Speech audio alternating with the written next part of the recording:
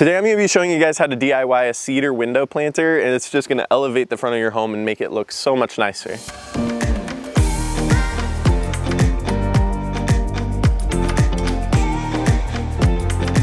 Every window is different, so I don't know exactly how much wood you'll need, but I need a lot. Because I have 2 windows to do, and they both measure out to be 77 inches. Now let me show you what tools you'll need. You're going to need wood glue, Danish oil, a bunch of screws, a sander, a saw, preferably a table saw if you have one, a square, a tape measure, and a nail gun. Mine has to use an air compressor, but you can get them battery powered as well. I also got a few of these plastic rafter vents. These are gonna go in the bottom and help hold all the dirt in. For our first 8x8, we're gonna wanna cut this into 3 smaller boards, and we're gonna want those boards to be exactly the length of our window. I'm not sure what your window will be, but mine's 77. So I'm just gonna mark 2.5-inch sections. This is when it would really help to have a table saw.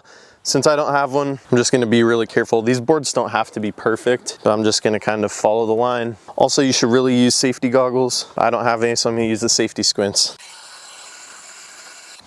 There's one.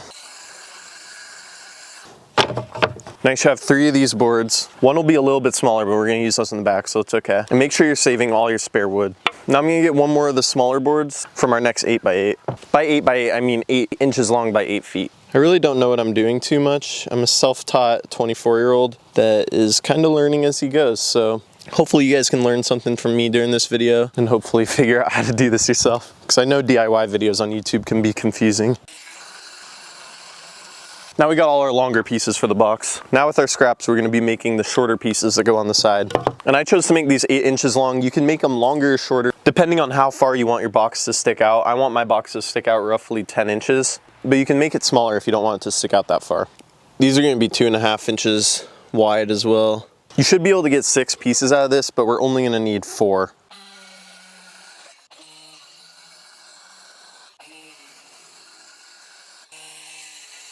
Now that we got these 4 cut, we can move on to cutting our final board. Now this last board just depends on what kind of style you want, because this is what's going in these spots right here. I chose to cut mine every foot and then have a little gap spaced in between everywhere. But you can cut them smaller if you want more gaps, or if you don't want any gaps at all, you don't have to cut it. So I'm gonna go ahead and cut mine every 1 foot, and that should give me 8 boards.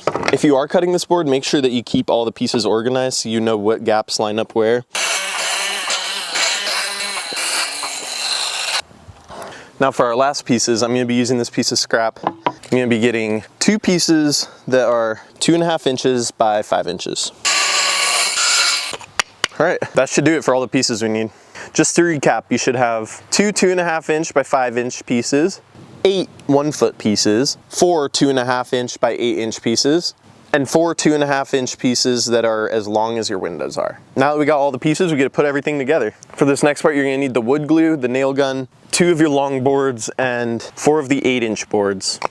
I'm just gonna start by putting a little bit of wood glue on here, and then pushing our piece onto the other piece. This is the tricky part. You gotta just hold it well you nail it in. That side's good. Got 1 piece done. And you'll just do that again for the other piece.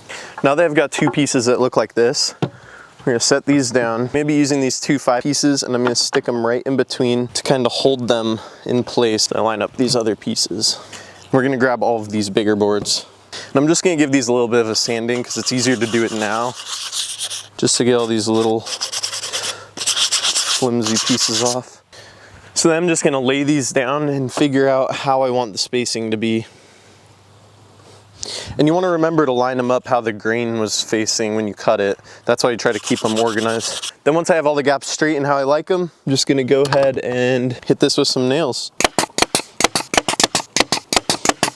And these are just brad nails, so they're not very long. I switched them out so that they're a little bit shorter so they don't go all the way through the wood.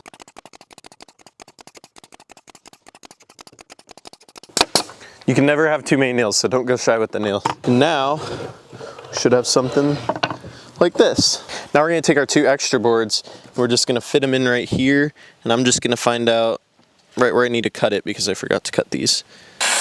Now that this is cut and fits, I'm just gonna go ahead and nail it in the same way we did the other ones. And now that that's on, we can go ahead and attach this piece, which is kind of like a corner piece to hide this little gap. We'll just attach this with a couple nails as well. And then we'll just do the same thing on the other side. Now we're going to be using the wood glue and the other longer boards. So let's get that lined up. And I put the longer nails back in here so it'll really grab on. We're gonna make sure we put a lot of nails in this one because this is ultimately what's gonna be holding this to the wall. We're definitely getting closer. Now's when you wanna choose what your top and bottom is. Now we're gonna take our last piece of scrap and we're just gonna go ahead and mark it and make sure it can fit down in here. This is gonna work as the support on the bottom of our planter. We'll just hit it with a couple more nails from the side to hold it in place. Now this next part is totally optional, it's just for looks, but I'm gonna put a little lip on this right here to kind of make it look more finished on top. Mine is in no way gonna be perfect. If you wanna really take the time and do all the measurements to the millimeter, go ahead and do that. Mine's definitely not perfect. Now we're just gonna attach the top piece and this one will be done.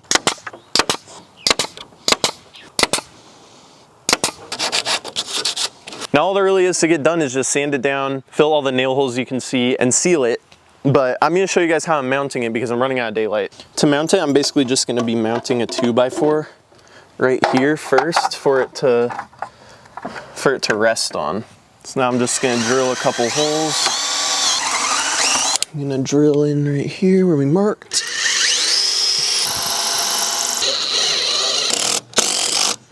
That ain't going nowhere.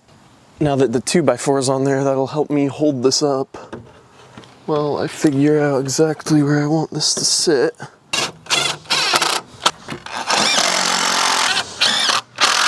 Look at that. That thing is sturdy. Look at that. First time ever building one of these, but I'm proud of how it turned out. So the next day and the planters are looking great, but we still have to add wood filler to all the nail holes. You don't need too much, just a little bit will go a long way. You can I just try to jam it into the holes. And I also go ahead and rub the excess off, and then we'll sand it down later.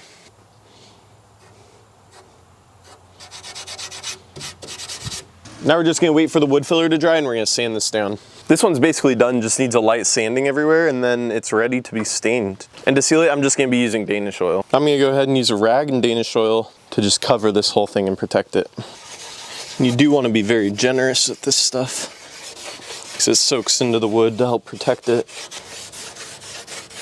This is just gonna soak into the wood and give it a really nice natural finish.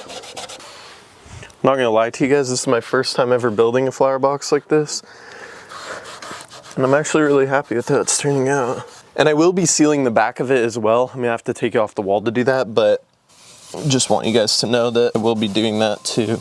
I still gotta sand down and seal the other one, but that's basically it for this video. So it really wasn't too hard. Definitely took a lot of time though. Make sure you have a whole Saturday set aside for this project. I don't know anything about plants, so let me know what would look good in here, and make sure you guys send me pictures if you do this yourself, because I definitely want to see that. But I got a lot more DIY videos coming in the future, so stick around if you want to see those, and have a good day.